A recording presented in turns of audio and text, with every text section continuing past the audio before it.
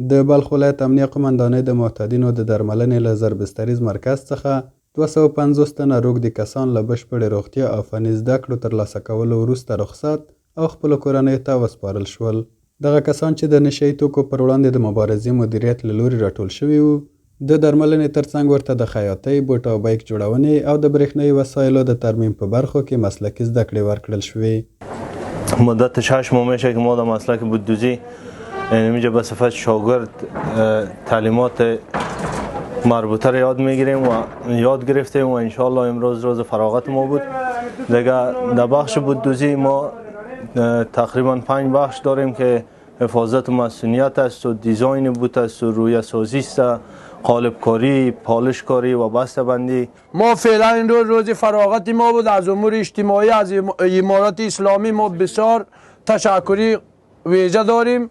بازم چیزی که بچه معتاد است جمع کرده بیا اینجا حرفه و فرایمان است. فرض مثال بود دوزی، واسکت دوزی یا بایک دوزی یا برقی همه کار است. له بلې خوا د یاد کمپ د درملنې مسؤل آدم خان محمدي وایي د روان 1404 لمریز کال د حمل میاشتې راهیسې 2750 روږدي کسان له 15 ولایتونو نه راټول کړي، څه کم 2.5 کسان د پوره روغتیا موندنې وروسته خپل کورونو ته لیږدولي او سلګونه کسان اوس هم د درملنې لاندې دي. موږ د حمل د میاشتې نه چې بالحال د اعتدال پورې موږ 2750 کسه جمعوري د 15 ولایتونو لیرو 2480 کسه د حمل نه د دلو پورې مرخصي لیرو. نن هم 250 کسه د هغه نه فراغت درلودو. کار امور اجتماعي چې اروپا په بخش کې 15 قسمو کې درسونه ورته ښودلي وو، لکه بیک دوزي و بود دوزي، سامانالات برقي، خیاطي. نو هغه تاسو نن ولیدل چې 250 کس دغه زده کړو نه فارغ شول.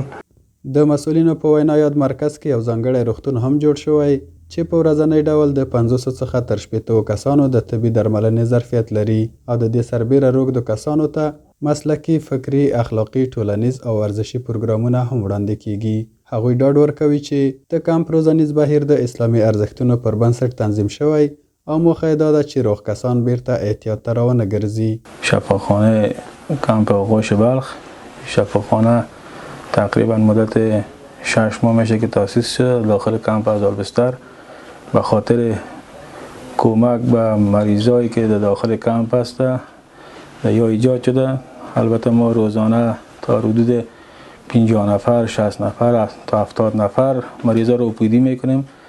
خیاطی هست، بیک دوزی است، بود دوزی است، برق و سامانالات برقی است و برق ساختمان هستند. 5 حرفه، 5 استاد دیگه مسئول امی حرفه هستند.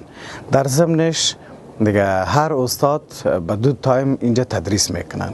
د بلخ ولایت درملنې او حمایوي مرکز په مخدره توکو د روږدو کسانو لپاره د اسلامي امارت له لوري د نشه یي توکو پر ضد د مبارزې یو مهم، اغیزناک او ستایل کیدونکی اقدام دی. دا نه یوازې د روږدو ناروغانو درملنه کوي، بلکې هغوی ته د اصلاح، پوهاوي او نوي باعزته ژوند زمینه هم برابروي. ثابت خان انځور، د البرز نشراتي څانګه، مزار شریف.